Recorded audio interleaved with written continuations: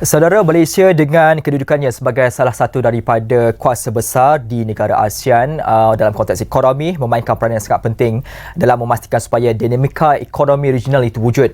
Dalam masa yang sama juga berbekalkan kepada KDNK negara dengan pertumbuhan yang begitu positif, ditambah pula peningkatan dalam pelaburan asing yang meningkat. Ini menunjukkan bahawa Malaysia memang selayaknya berada dalam kedudukan terbesar dalam ekonomi di ASEAN ini.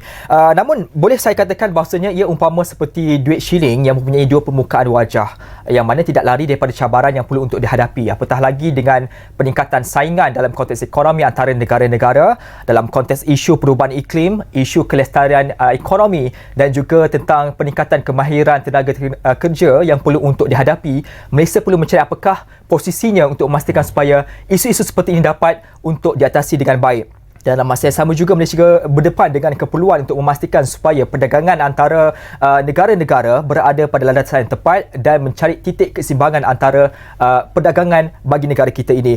Dengan peluang yang ada kalau saya lihat di dalam komuniti ekonomi ASEAN, Malaysia perlu mencari apakah potensi dan juga peluang-peluang baharu bagi memberikan peluang kepada manfaat itu dapat dirasai kepada negara kita. Dan persoalan paling besar harus untuk kita tanya adalah bagaimana Malaysia menghadapi cabaran ini sambil memastikan supaya kedudukan kita dalam ekonomi di dalam negara ASEAN ini berada pada tahap yang sepatutnya. Sudah pun bersedia bersama dengan saya untuk bincang soal Malaysia kuasa ekonomi ASEAN, soal peluang dan juga cabaran. Tersedia bersama saya iaitu Profesor Madya Dr. Ahmed Razman Abdul Latif, pengarah program sarjana pentadbiran perniagaan Putra Business School. Selamat datang Doktor, sekali lagi bersama dengan saya. Terima kasih atas jemputan Syarah. Isu ekonomi tidak lari bersama dengan Doktor. Juga secara dalam talian melalui panggilan di Zoom iaitu Dr. Goh Lim Tai yang merupakan Timbalan Dekan Pembangunan Fakulti Perniagaan dan Ekonomi Universiti Malaya. Selamat datang Dr. Lim. Baik, thank you Ashraf. Okey, baik. Saya nak mulakan dahulu bersama dengan Dr. Razman dalam konteks ini. Kalau saya melihat 2023, di manakah Malaysia itu diletakkan dalam pandangan negara umum secara khususnya? Kalau saya saksikan ranking daya saing global meletakkan Malaysia di kedudukan ke-27, lebih baik daripada tahun sebelumnya. Malahan dalam konteks laporan Doing Business oleh Bank Dunia juga meletakkan Malaysia di tangga ke-12. Ini satu kedudukan yang baik. Persoalan awal ini saya nak tanya kepada doktor, bagaimana Malaysia dapat memanfaatkan dengan kedudukan yang baik ini terhadap membuka lagi peluang pasaran-pasaran baharu supaya dunia melihat bahawasanya Malaysia adalah tempat terbaik dalam mereka berusniaga. Ya, apabila kita melihat apa yang telah berlaku terutamanya sejak daripada tahun lepas, kita telah menunjukkan pelbagai peningkatan dari segi kalau kita lihat itu adalah ranking World Competitive Index, dan tidak lupa juga GII Global Innovation Index yang menunjukkan kita juga di ranking ke-32 dari segi inovasi. Dan apakah implikasinya, iaitu apabila kita melihat secara terperinci ranking-ranking tersebut, kita mempunyai beberapa kelebihan, terutamanya dari segi infrastruktur, dari segi tenaga kerja berkemahiran, dan itulah juga kalau kita lihat apa yang berlaku sejak belakangan ini apabila Perdana Menteri kita melakukan rangka lawatan ke luar negara dan mampu mendapatkan kerjasama, persefahaman, perjanjian untuk banyak lagi pelabur asing datang ke negara kita kerana atas faktor-faktor tersebut. Kerana apabila kita lihatlah dalam konteks ASEAN ini, kadang-kadang apa yang berlaku di negara jiran itu memang kita akan selalu lihat. Betul. Apabila Tesla membuka kilang bateri di Indonesia, kita kata kenapa tidak dengan kita. Betul. Tetapi kalau kita lihat sebenarnya dari sudut aspek tarikan itu, kita agak berbeza daripada negara lain. Mereka ada tarikan tersendiri. Dari segi kalau Singapura sebenarnya tarikannya adalah sumber manusianya. Kalau Indonesia dan Vietnam dari sumber tanah dan juga sumber aslinya yang murah, yang kita sekarang memang tidak boleh bersaing lagi. Tetapi kelebihan kita lain, dan kelebihan kita itulah yang menyebabkan apabila dibandingkan negara lain dari segi ranking ini, maka kita sebenarnya berada di kedudukan yang amat terbaik dan sentiasa menunjukkan peningkatan, terutamanya sejak daripada tahun lepas lagi. Okey, peningkatan yang sedang berlaku itu adalah satu indikator yang positif sebenarnya bagi negara Malaysia. Tetapi dalam konteks kita bercakap sebagai meletakkan Malaysia sebagai pelopor di dalam ekonomi ASEAN, itu harus untuk kita lihat lebih mendalam lagi. Apatah lagi kita banding bezakan dengan negara paling dekat Singapura yang jauh meninggalkan kita dalam pelbagai indeks dan juga ranking sejak bertahun-tahun lamanya. Bercakap tentang kompetitif ini, melihat kepada negara Singapura, wajarkah kita melihat Singapura sebagai satu perbandingan untuk kita berkompetisi ataupun satu perbandingan untuk kita berkolaborasi sebenarnya dalam konteks ASEAN ini? Bagaimana pandangan doktor?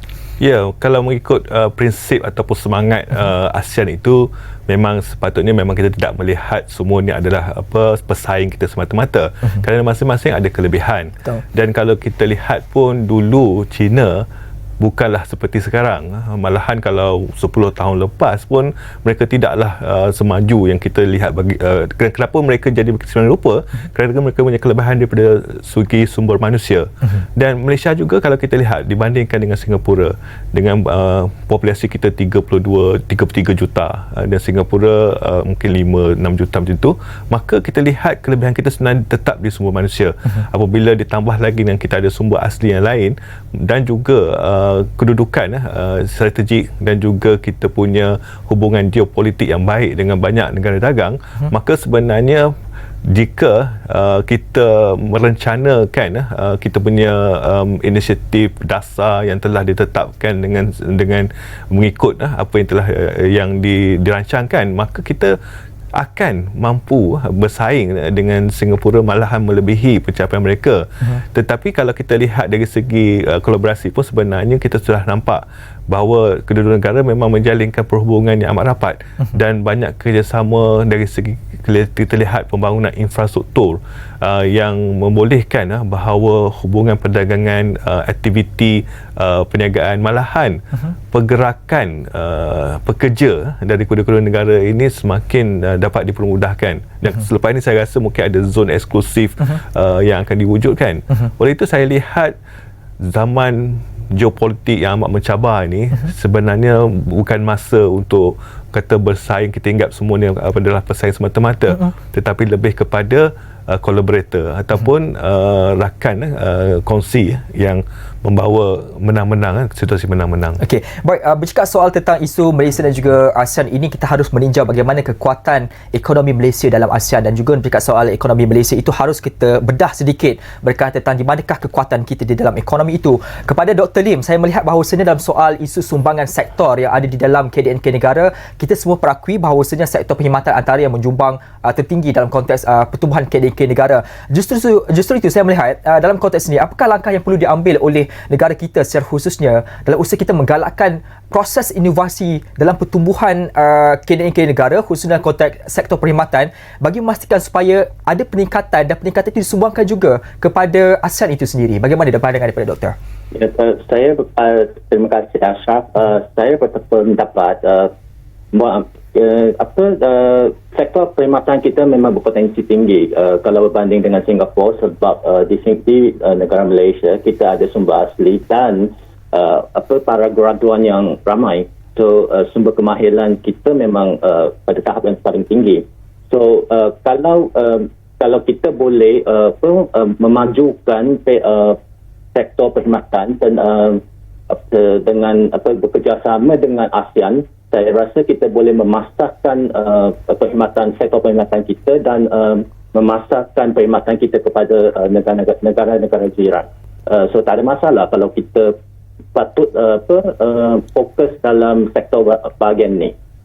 Justru itu, dalam konteks ini saya kira harus ada situasi menang-menang dan juga pemikiran yang sama untuk memastikan supaya kelestarian sektor perkhidmatan itu berada khusus di Malaysia dan juga di rantau ASEAN ini. Dalam konteks ini, pandangan daripada doktor sendiri, permulaan sektor perkhidmatan itu antara yang menjadi kelebihan negara kita adalah sebagai contoh sektor perkhidmatan berkaitan tentang kewangan Islam. Itu antara beberapa kelebihan negara kita. Bagaimana Malaysia seharusnya mengambil peluang ini untuk memastikan supaya kita menjadi peneraju kepada sektor ini, dalam masa yang sama juga ia boleh disumbangkan kepada ASEAN sekaligus meletakkan ASEAN itu sendiri sebagai hub kepada institusi kewangan Islam. Bagaimana pandangan daripada doktor?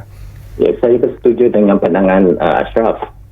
Sebab Malaysia dah lama bermula dengan perkhidmatan yang bertentangan dengan perbankan Islamik.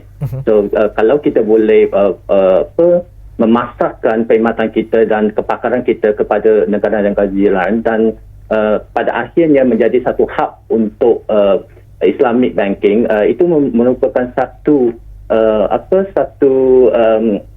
objektif yang bagus, yang mana kita perlu memupuk semangat untuk memajukan sektor Islamic banking kita. Sebab kita dah lama dalam sektor Islamic banking, masa sekarang dah kita boleh menjualkan perkhidmatan kita atau perkara kita kepada negara jiran, supaya negara-negara jiran akan menyokong konsep ini dan kita boleh menjadi satu hub sebagai Islamic banking di rantau ASEAN, kalau bukan di Asia. Baik, salah satu perkara lagi harus kita lihat berkaitan tentang isu ekonomi ni adalah soal bagaimana perdagangan kita dengan negara-negara, khususnya Malaysia dan juga negara-negara ASEAN. Saya merujuk kepada laporan dikeluarkan oleh MAIDA sendiri meletakkan bagaimana defisit dagangan Malaysia dengan negara ASEAN jatuh 16.4% berbanding tahun sebelumnya. Ini angka yang harus kita lihat. Cuma di dalam soal perbezaan defisit positif ataupun negatif ini dalam ekonomi itu bukanlah salah ataupun betul. Memandangkan kalau di waktu jangka masa pendek itu baik sebenarnya, tetapi saya risau untuk jangka masa panjang kerana ia memberikan kesan kepada nilai ringgit Malaysia. Dalam perkembangan ini, saya nak melihat pandangan daripada Dr. Razman dalam konteks ini.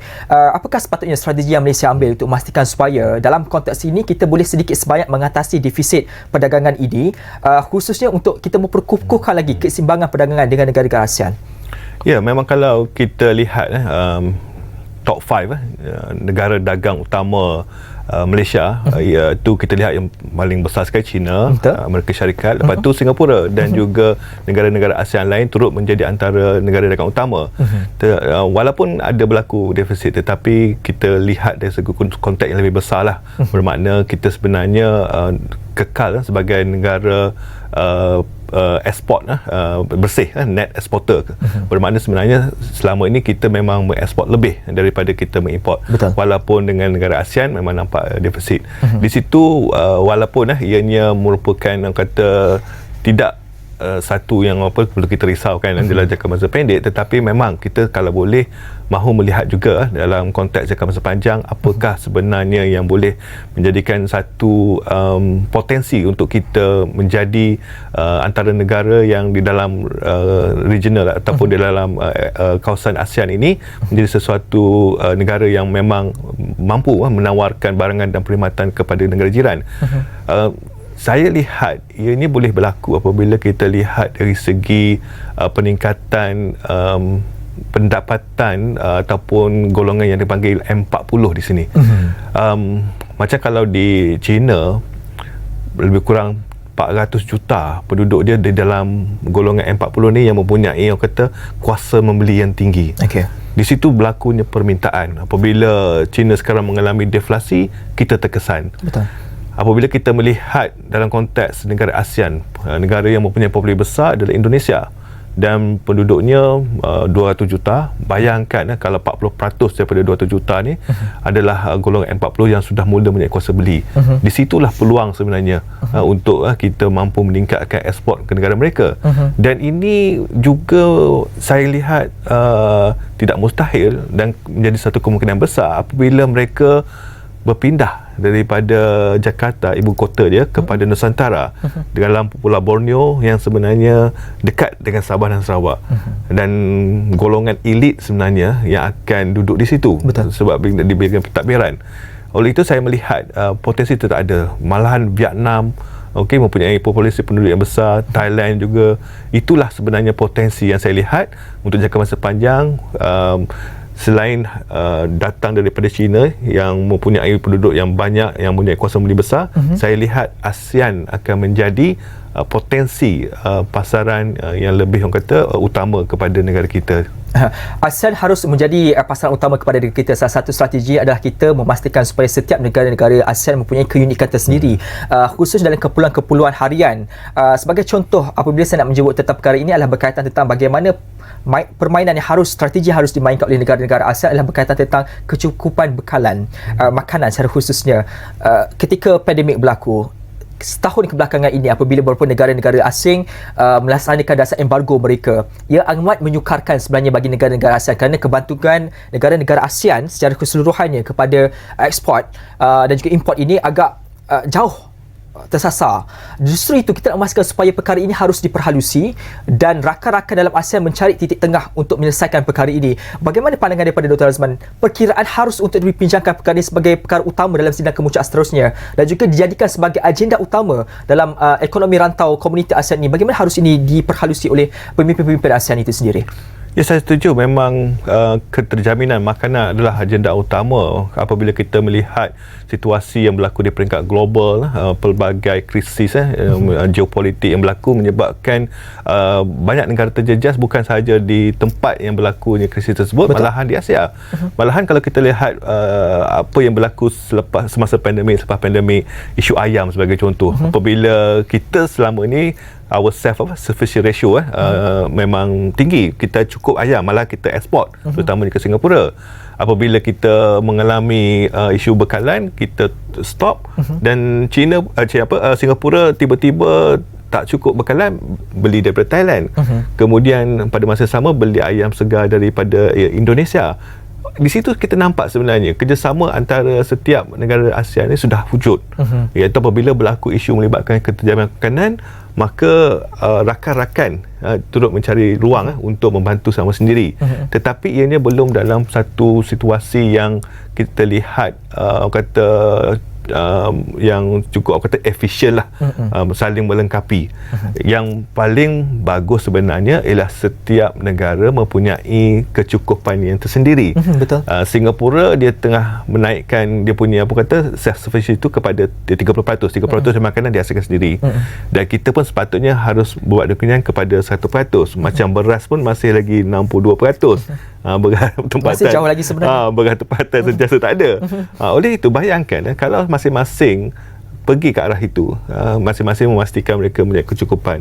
Apabila berlaku mana-mana situasi yang seperti pandemik, maka kita sudah mampu untuk lebih bantu-membantulah antara negara ASEAN itu. Okay. Saya rasa ini patut jadi agenda harus utama. untuk dijadikan agenda utama, dan untuk itu juga selain daripada isu ini, saya nak melihat bagaimana potensi yang ada di negara Malaysia. Tadi kita sebut berkaitan bagaimana halal itu memainkan peranannya. Dr. Lim, kalau saya melihat bagaimana jangkaan nilai pasaran berkaitan industri halal, khususnya dalam konteks industri halal makanan sebagai contoh, dianggarkan 2027 sahaja nilai itu permintaan dunia lebih kurang dalam 13.3 trilion ringgit Malaysia untuk tahun 2027. Itu anggaran yang diletakkan bagi pasaran dunia. Dan kalau kita lihat juga ranking negara kita dalam konteks bagaimana penunjuk ekonomi Islam global meletakkan kita di tangga yang pertama 10 tahun berturut-turut. Satu angka yang saya kira harus untuk kita ambil peluang, dan satu perkara harus kita terokai lebih mendalam lagi tentang bagaimana industri halal ini memainkan peranan penting kepada negara Malaysia sebagai kekuatannya. Justru itu dalam konteks ini, sepandangan daripada Dr. Lim sendiri, adakah Malaysia berada pada landasan yang tepat dalam soal untuk memperkasakan lagi industri halal negara supaya ia menjadi sebagai rujukan utama kepada negara-negara ASEAN, sekaligus negara-negara ASEAN lain juga boleh menerima manfaat yang sama dan dilihat oleh negara-negara rantau asing? Ya, saya bersetuju dengan kamu, Ashraf.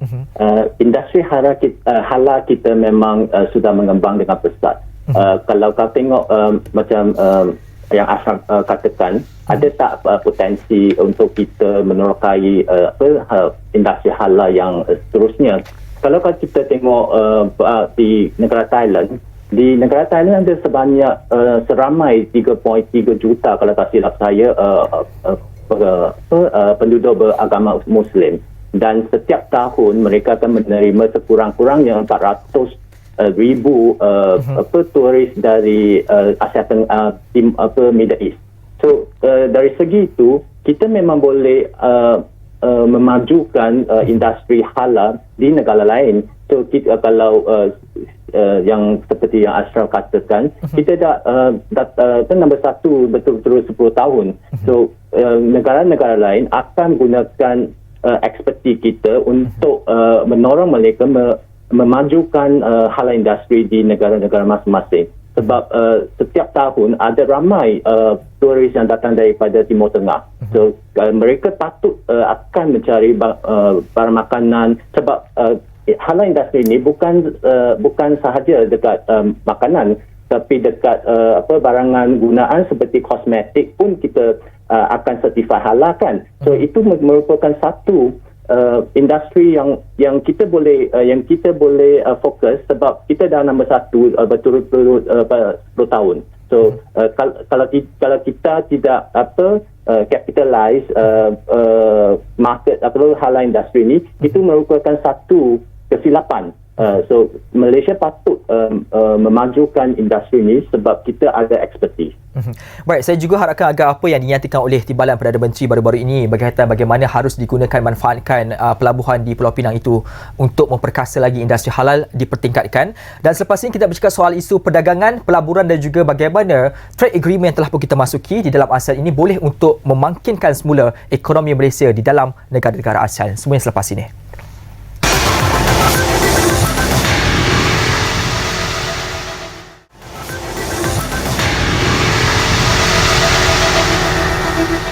Baik, kita nak menyentuh soal isu perdagangan dan juga pelaburan. Tentunya bercakap soal pelaburan, kita baru saja menjangka ataupun memasuki usia 2024. 2023 harus untuk kita perhati bagaimana situasi pelaburan negara kita. Untuk 2023, FDI negara kita terus mengatasi DDI 2023 dengan nilai keseluruhan lebih kurang dalam 188 bilion ringgit berbanding dengan tahun sebelum ini 141 bilion ringgit, dan nilai keseluruhan juga dilihat sangat tinggi berbanding tahun 2022. Kita di angka 329 bilion ringgit, dan ini merupakan salah satu indikator yang cukup baik untuk kita lihat bagaimana minat diberikan oleh pelabur asing kepada negara kita.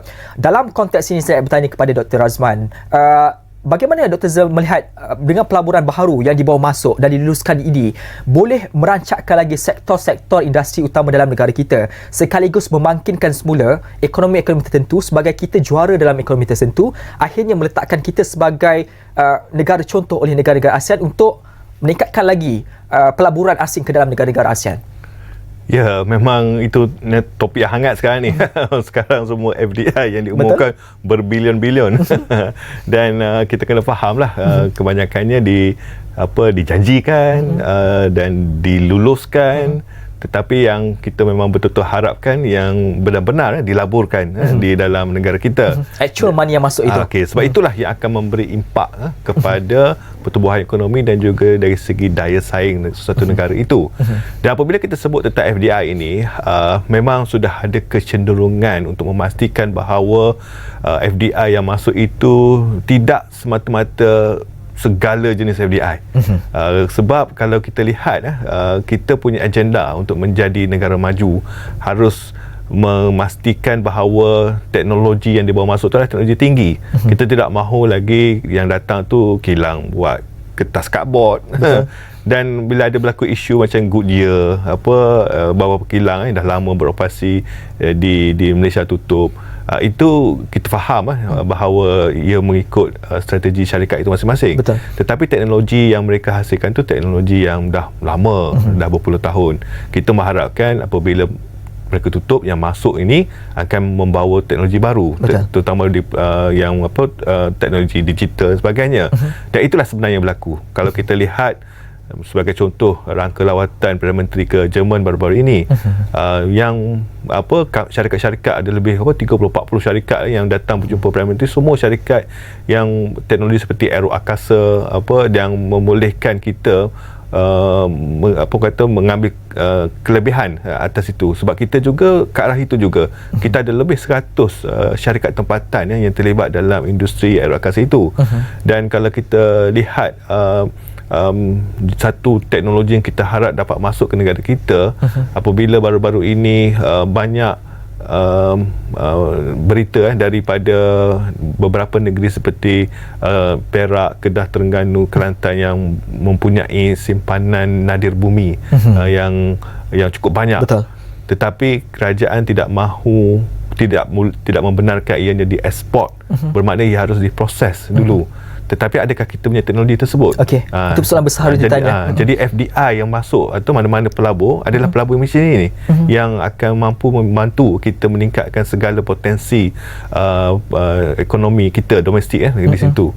Oleh itu apabila saya melihat FDI itu, ianya mestilah yang membantu peningkatan teknologi. Pada masa sama, satu isu yang dibangkitkan baru ini juga, iaitu dari segi kita dapati pekerja di negara kita sebenarnya under employment, iaitu mereka bekerja tetapi tidak setaraf dengan kelayakan mereka dari segi pendidikan atau kemahiran. Sepatutnya mereka bekerja yang setaraf lah, yang dapat gaji tinggi, tetapi kalau tengok kalau membelia lebih 70% underemployed. Kalau keseluruhan tenaga kerja lebih kurang 40%. Maka di situ kita lihat kenapa mereka tidak mampu mendapatkan pekerjaan yang setimpal. Mungkin peluang pekerjaan itu tidak cukup. Oleh itu yang kita harapkan apabila FDI masuk, bukan semata-mata buka kilang di sini, tetapi mengambil pekerja asing ataupun pekerja berkemahiran rendah. Kita mahu yang masuk itu teknologi tinggi dan mengambil pekerja-pekerja yang sebenarnya kemahirannya sudah setaraf dengan apa yang diperlukan. Okey, baik, ini yang saya nak tanyakan kepada Dr. Lim. Apabila kita bercakap soal isu pelaburan asing masuk ke negara kita, harus itu dicambahkan kepada peluang pekerjaan yang bersesuaian dan peningkatan peluang pekerjaan dalam konteks sektor yang sepatutnya. Untuk tahun 2023 kita ada sedikit pengurangan berbanding 2022, hanya sekadar lebih kurang dalam 127,000 berbanding 140,000 pada tahun 2022 soal peluang pekerjaan baru itu. Dalam konteks ini saya risau kalau kita sedang begitu rancak untuk melakukan pembangunan dan pemodenan dalam negara, tetapi kita lupa untuk menyediakan peluang pekerjaan yang setara dengan keperluan kemahiran itu diabaikan. Ia akan merencatkan pertumbuhan ekonomi negara secara jangka masa panjang. Dalam perihal ini, bagaimana harus untuk kita teladani, Dr. Lim? Setidak-tidaknya kita sedang bergerak sebagaimana Singapura dan juga Vietnam sedang bergerak bagi memastikan supaya di mana Singapura dan juga Vietnam sekarang ini bergerak untuk memastikan supaya peluang pekerjaan itu setara dengan kelayakan akademik dan meningkatkan lagi peluang pekerjaan bertaraf berkemahiran tinggi. Bagaimana konteks ini Dr. Lim lihat? Ya, Ashraf, saya berpendapat graduan kita walaupun dia sudah mempunyai sijil, kemungkinan sijil yang didapati oleh yang diperolehi mungkin tidak bersesuaian dengan peluang pekerjaan yang sedia ada. Tetapi kalau dia boleh, company boleh hantar mereka untuk latihan berterusan supaya menaikkan skill mereka, itu ada kita boleh membetuhi keadaan yang sebegini. Sekurang-kurangnya kita akan dapat meninggikan kemahiran mereka. Kemudian kalau ada peluang pekerjaan yang dibawa masuk untuk dari pelabur asing, kita dah bersedia. So yang paling penting kita perlu bekerja keras melalui latihan yang berterusan supaya dapat meningkatkan kemahiran sumber manusia kita. Baik, dalam masa yang sama juga kita nak memastikan supaya bukan sekadar mata-mata soal peluang pekerjaan setara, tetapi soal gaji yang sesuai, setara juga harus untuk dilihat. Strategi sekarang ini kita nak melakukan dasar gaji progresif. Kita sedang bermula ke arah itu dan juga kita sudah ada gaji minima. Dua kombinasi strategi dasar gaji negara ini, bagaimana ia dapat mempengaruhi kepada sektor pemberian gaji ataupun kecukupan dalam poket rakyat. Dalam masa yang sama juga kita tidak terlalu tertekan dalam konteks inflasi kepada rakyat itu sendiri. Betul, Ashraf. Sebenarnya senang je nak selesaikan masalah ni. Pertama, kita kena meningkatkan produktiviti kita. Kalau sumber manusia kita mempunyai produktiviti yang tinggi, pelabur asing akan dia rela bayar.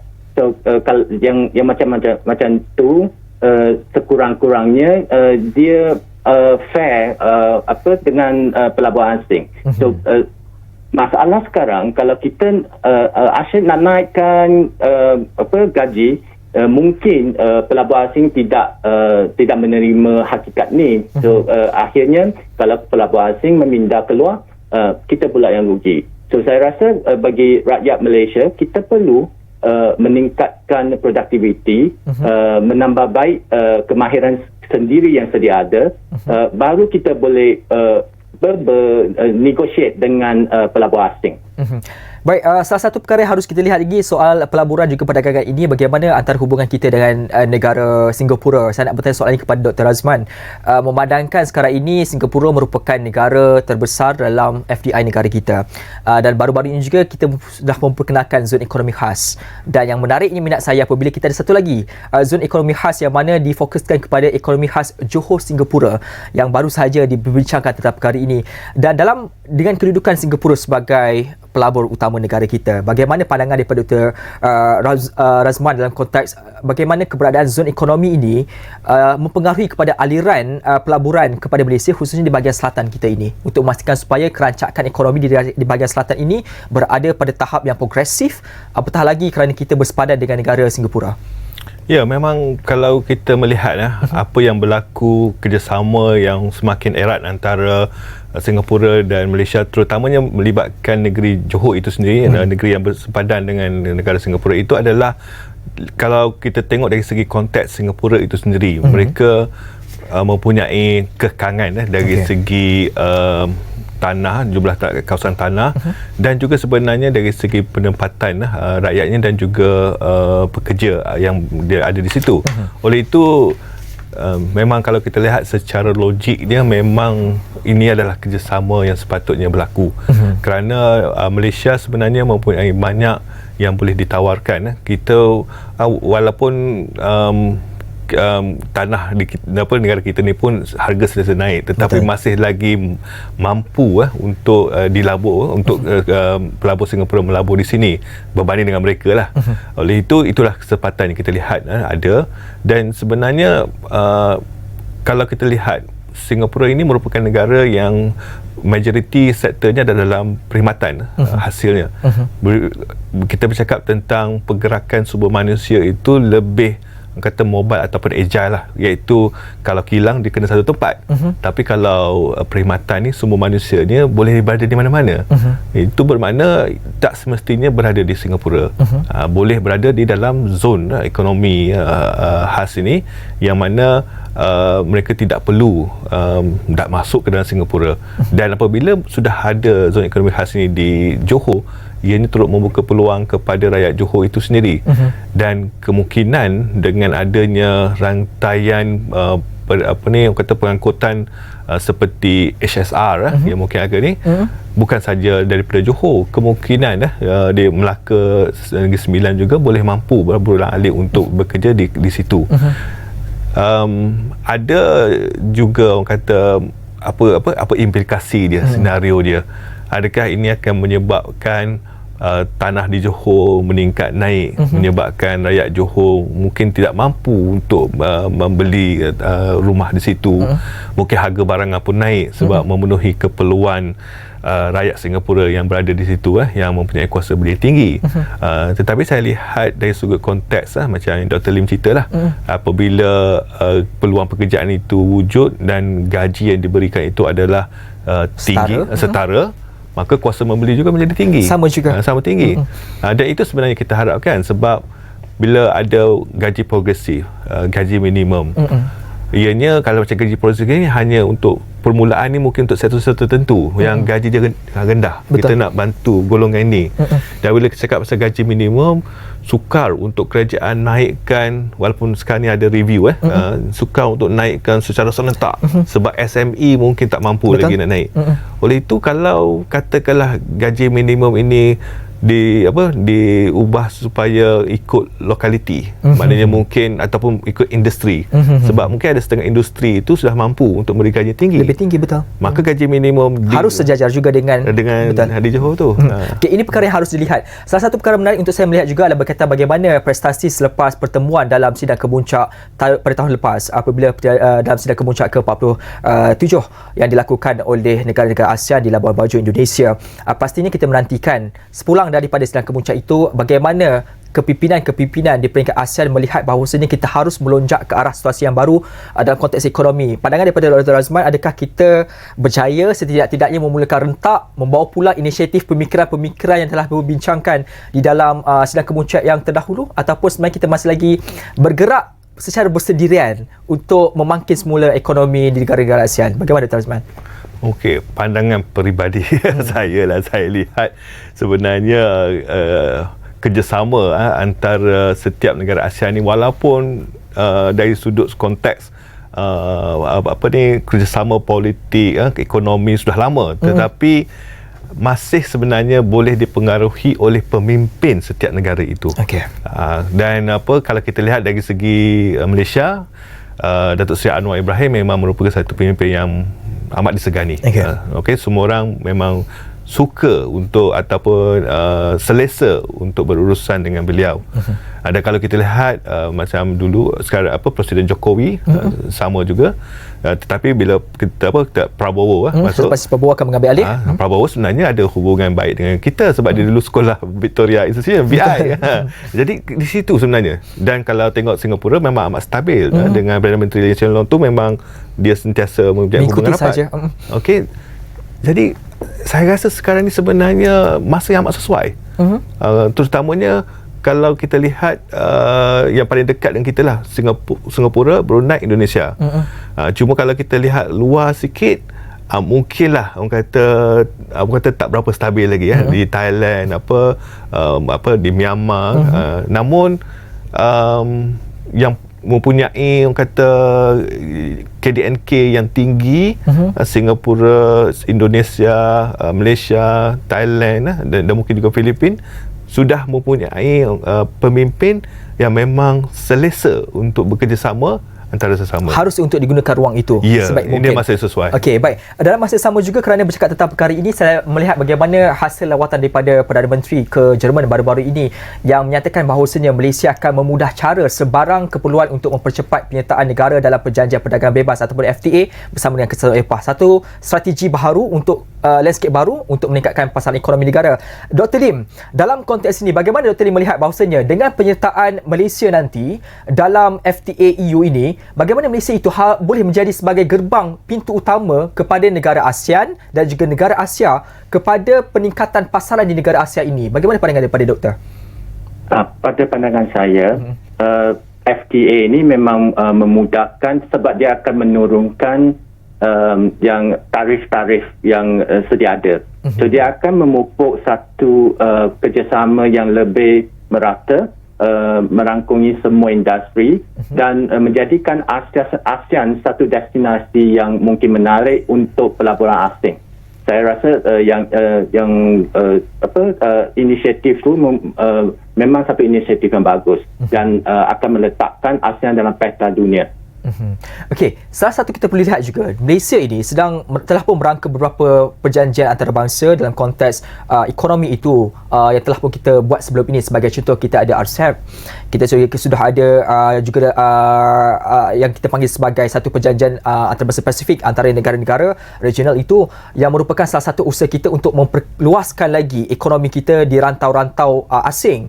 Dan dalam strategi yang kita ambil ini dan juga pengukuhan dengan ekonomi ASEAN, bagaimana kita Malaysia harus mencari titik koordinasi supaya kita melakukan komitmen yang jelas dan sempurna kepada semua perjanjian-perjanjian ekonomi antarabangsa yang telah pun kita masuki, sejajar dengan kehendak daripada ekonomi negara, sekaligus meletakkan negara kita antara negara di dalam ASEAN itu yang berada di peringkat teratas. Bagaimana pandangan daripada Dr. Lim tentang konteks ini?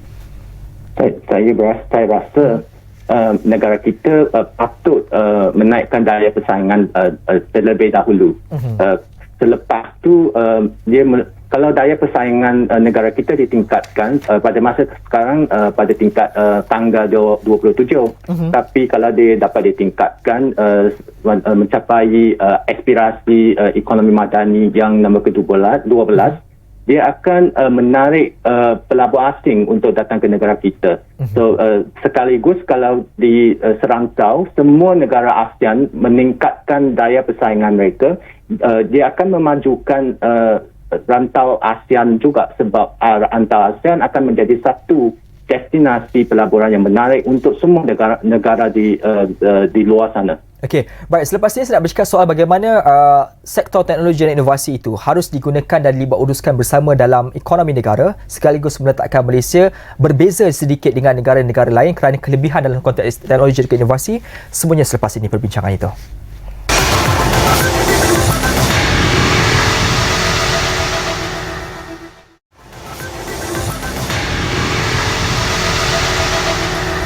Baik, seperti saya sebut tadi, bahawasanya Malaysia antara yang menarik dalam soal sektor perkhidmatan, kita antara yang menyumbang dalam KDNK negara, dan pastinya kita melihat bagaimanakah sektor perkhidmatan negara ini boleh kita inovasikan bagi memastikan supaya kita berada tahap yang lebih tinggi. Dan untuk itu juga sekarang ini Malaysia sedang mempertimbangkan untuk menyertai Asian Trade in Service Agreement ATISA, yang mana merupakan salah satu penggantikan dengan sistem sedia ada sekarang. Cuma bezanya bila mana ATISA ini bergerak, ia secara tidak langsung memudahkan lagi sektor perkhidmatan ini berlaku dan memakinkan lagi integrasi itu. Justru itu kepada Dr. Azman dalam aspek ini, bagaimana doktor melihat sekiranya kita mengambil jalan untuk memasuki ATISA ini, ia boleh memberi manfaat kepada sektor perkhidmatan Malaysia, dan bagaimana ia boleh menyokong posisi Malaysia ini dalam mengintegrasikan ekonomi ASEAN? Ya, kalau kita lihat negara yang mampu meningkatkan orang kata nilai tambah dalam penawaran produk dan perkhidmatan ini sebenarnya melalui sektor perkhidmatan itu, kerana apabila kita sebut tentang sektor perkhidmatan ini, dia boleh melangkaui sempadan, terutamanya kalau kita lihat dengan pencambahan teknologi baru ini. Satu contohlah sebagai kalau kita lihat syarikat tempatan kita, Aerodyne merupakan salah satu, sebenarnya merupakan aku kata the largest drone service provider in the world. Tetapi dia bukannya syarikat buat drone, dia cuma dia ada teknologi company. Dia menggunakan drone itu, algoritma peraturcaraannya supaya boleh melakukan fungsi-fungsi tertentu. Dan dia dah menguasai 20% daripada penyelenggaraan grid elektrik di Australia. Satu pencapaian oleh syarikat tempatan. Di situ saya lihat apabila kita sebut tentang perjanjian ataupun kesefahaman dalam sektor perkhidmatan di antara negara ASEAN ini, bahawa potensi yang wujud di situ adalah dari segi bagaimana kita tidak lagi melihat kepada ekonomi tradisi, sebab ASEAN ni sebenarnya masih lagi orang kata ke arah masih lagi dalam komoditi sebenarnya, dan juga manufacturing ataupun perkilangan yang melibatkan tenaga buruh yang bergaji rendah.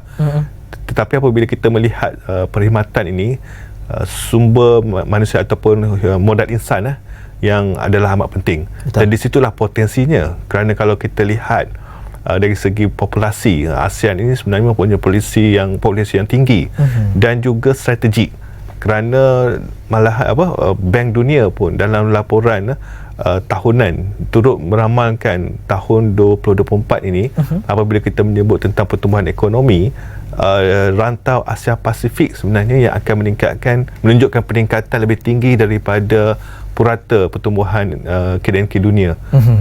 Maka saya lihat apabila ianya didorong oleh perkhidmatan didorong oleh peningkatan tinggi ini, sebenarnya perkhidmatan lah sebenarnya yang akan menjadi peneraju utama. Okey, ini merupakan salah satu bidang yang harus kita lihat dan kita inovasikan secara lebih serius untuk memastikan kita berada di tahap yang sejajar. Dalam konteks ini juga saya nak melihat bagaimana ASEAN Plus One sebagai contoh ASEAN plus China yang merupakan sebuah negara yang merupakan pelabur tertinggi bagi kebanyakan negara-negara ASEAN, dan untuk itu juga Malaysia merupakan salah satu negara yang disenaraikan dalam anggota bagi Belt and Road Initiative ataupun BRI, yang mana ia dipelopori oleh China. Untuk perkara ini, Dr. Lim, saya lihat bagaimana pandangan daripada Dr. Lim tentang kerjasama dalam BRI ini boleh meningkatkan lagi kepada pembangunan infrastruktur dan juga konektiviti Malaysia ini, serta memberikan manfaat langsung kepada negara-negara ASEAN. Memandangkan ini merupakan salah satu usaha yang saya kira cukup baik dilakukan oleh negara China bagi memastikan supaya beberapa negara anggota di dalam ASEAN itu menerima manfaatnya, sekaligus mewujudkan ekosistem hubungan yang lebih baik antara negara-negara ASEAN. Ya, mengikut rancangan yang sedia ada, memang ia merupakan satu plan untuk menumbuhkan satu ekosistem yang lebih baik untuk rantau ASEAN dan negara China. Dia sedikit sebanyak akan memudahkan pengalihan barangan dari setiap negara ke rantau ASEAN dan sama juga ke negara China. Saya rasa Belt Road Initiative itu satu inisiatif yang amat bagus. Sekurang-kurangnya dia akan memudahkan pengaliran barangan dari negara ke negara jiran.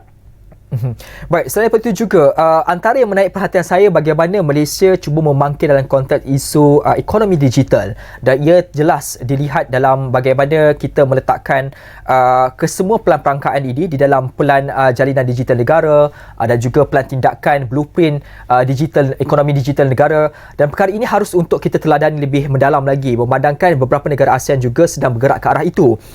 Melihat kepada bagaimana strategi yang kita lakukan, adakah kita sudah berada di lansai tepat dalam soal inisiatif, dasar, pembangunan, kemudahan, dana untuk memastikan supaya negara kita juga berada di kedudukan terhadapan, memastikan soal isu ekonomi digital itu berada pada tahap yang lebih tinggi. Dr. Lim. Ya, saya rasa bagi negara kita, kita boleh mendapat manfaat yang lebih kalau kita menterajui bidang seperti digital ekonomi yang sangat maju di negara China. Kita boleh belajar dengan mereka dan mendapatkan manfaat yang berterusan sebab company digital economy mereka memang sangat maju seperti hala industri kita. So kita kalau boleh belajar dengan mereka memang bagus. Tetapi saya ada satu cadangan sebab negara China merupakan trade partner kita yang paling penting, sebanyak 25% dari semua trade kita dengan negara China. Kami negara kita tidak boleh bergantung terlalu banyak dengan sesuatu negara. Kalau strategi kita lebih mencari ramai lagi trade partner untuk Malaysia, dia akan lagi memanfaatkan supaya kita tidak bergantung kepada sesuatu negara atau satu negara dengan terlebih.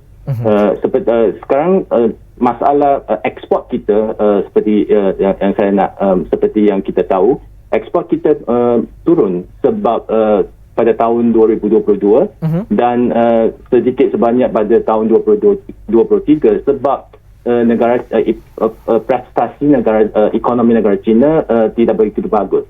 Itu menjejaskan prestasi ekspor kita.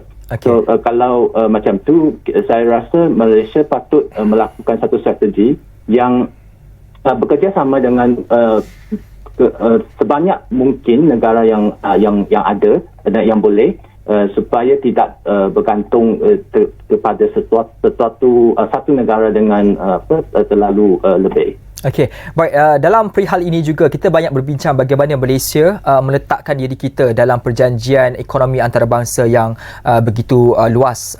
Cuba kita meningkatkan kesinambungan ekonomi kita dengan perdagangan itu berlaku.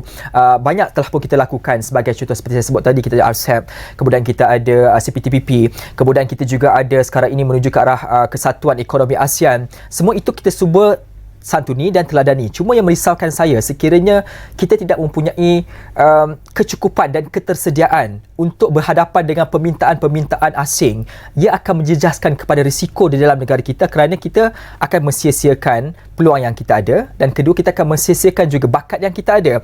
Dalam perihal ini, bagaimana pandangan akhir daripada Dr. Azman supaya kita melihat balik struktur dalaman kita supaya kita betul-betul kompetitif untuk memenuhi keperluan semasa di sebalik daripada perjanjian-perjanjian antarabangsa ekonomi yang telah kita lakukan? Ya, memang betul. Apabila kita meratifikasikan segala perjanjian FTA ini adalah satu kebimbangan oleh beberapa pihak lah. Adakah ini akan menyebabkan kita akan kehilangan potensi disebabkan kemasukan daripada luar, peniaga-peniaga, syarikat-syarikat agregasi masuk ke dalam pasaran kita. Ada juga isu tentang nasib Bumi Putra, sebab kita masih ada keistimewaan ataupun kota dan sebagainya. Memang itu satu kebimbangan yang memang boleh berlaku. Tetapi apa yang saya lihat di sini, bagi penting adalah bagaimana kita nak menanganinya. Dan satu cara untuk menangani hanyalah dengan memastikan kita kekal berdaya saing, memastikan modal insan kita upskilling, reskilling, memenuhi permintaan di luar sana. Mungkinlah saya rasalah kita mungkin nasib baik, sebab kalau berlaku perjanjian FTA ni direalisasikan sepenuhnya, biasanya syarikat-syarikat gergasi ni dia nak masuk pasar yang besar dulu. Kita ni kecil. Jadi dia mungkin kata kita besar-besar dulu. Dari kat situ kita boleh dapat merangka strategi yang sesuai. Tapi merangka saya tak boleh, dia kena melaksanakan juga. Dan kelebihan yang kita ada ialah kerajaan telah ada dasar polisi yang mantaplah daripada Wawasan Kemenangan Bersama 2030 RMK, ekonomi madani, dan kita nampak arah tujunya, iaitu sebagai contohlah, bukan sahaja untuk pendidikan formal tetapi TVET akan diperkasakan. Bukan sahaja untuk kita lihat memastikan lebih ramai dapat meningkatkan kualiti hidup, tetapi yang miskin, golongan rentan tidak dilupakan. Kita nampak peralihan daripada subsidi pukal kepada bersasar okey, untuk memastikan bahawa tidak berlaku banyak orang kata keterisan pembaziran, fokus. Kita nampak persetujuan pelbagai jenis cukai, banyak benda yang berlaku sekarang ni sebenarnya ke arah itu sebenarnya, untuk memastikan setiap hasil dapat ditingkatkan, setiap perbelanjaan dapat orang kata betul-betul efektif, dan saya juga nampak sekarang ni fokus lebih kepada output dan impak, bukan sahaja kepada kita bagi duit dah itu KPI kita, bukan lagi. Oleh sebab itu apabila ini ke arah itu, maka saya lihat apabila berlakunya RCEP dan juga RCPTPP ini, kita sudah lebih bersedia. Okey. Baik, dengan apa yang tadi disebutkan Dr. Azman, ringkas saja mungkin dalam 30 saat ini, adakah Dr. Azman melihat bahawasanya strategi yang dilakukan oleh kerajaan ketika ini sudah cukup untuk kita bergerak memastikan supaya Malaysia itu benar-benar menjadi kuasa ekonomi ASEAN? Ini adalah masa yang sesuai, kerana dengan kestabilan kerajaan yang ada, kerajaan perpaduan, dan juga dengan semangat kesetiakawanan, kesetiakawan yang ditunjukkan oleh Perdana Menteri kita, baik dengan semua orang, dan kita juga akan menjadi host bermula tahun depan. Maka ini adalah masa yang sesuai untuk sebenarnya kita ke hadapan sebagai satu kuasa ekonomi ASEAN, yang mana Malaysia akan menjadi penerajunya. Okey, baik. Terima kasih atas pandangan ini, juga kepada Dr. Goh Lim Tai yang merupakan Timbalan Dekan Pembangunan Fakulti Perniagaan Ekonomi Industri Melayu dalam talian. Terima kasih bersama dengan saya, dan juga di sebelah saya Profesor Badia Dr. Ahmad Razman Abdul Latif, Pengarah Program Sarjana Pentadbiran Perniagaan Putra Business School, atas perkongsian ini. Dan kita harapkan supaya Malaysia melakukan perkara yang boleh untuk dilakukan bagi memastikan supaya kita berada dalam jalan yang tepat dan memperkukuhkan kedudukan kita dalam ASEAN, dan pastinya misi kita bukan sekadar di dalam ASEAN, tetapi pastinya di peringkat dunia untuk kita lihat sebagai kuasa besar juga. Barangkali itu tidak mustahil, tetapi ia memerlukan kudrat, semangat dan tanggungjawab yang betul-betul jitu ke arah itu. Saya Dina Shah Salim. Assalamualaikum dan selamat malam Malaysia.